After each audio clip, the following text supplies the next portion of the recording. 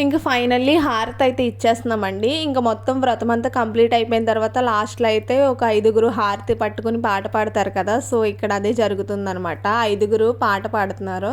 So, ఇక్కడ పూజ అంతా బాగా కంప్లీట్ అయిపోయిందండి. మొత్తం అయిపోయింది. కాకపోతే మాకు కొన్ని ఇష్యూస్, హెల్త్ ఇష్యూస్ ఇవన్నీ వచ్చాయి. కామనే ఇల్లు కొన్నాక చాలామంది ఉంటారు కదండీ! సో, అందరూ ఏడుస్తూనే ఉంటారు. ఒకళ్ళు ఎలిగితే చూడలేరనమాట. అది కామనే ఎక్కడైనా ఉండేదే. బట్ మాకు కూడా తగిలింది. మాకు కూడా జరిగిందనమాట. సో, అంతే.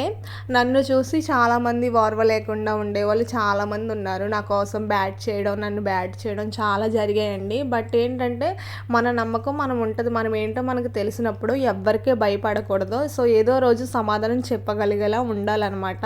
సో, ఇప్పుడు వాళ్ళకి టైం రావచ్చు. బట్ తర్వాత నాకు కూడా టైం వస్తది.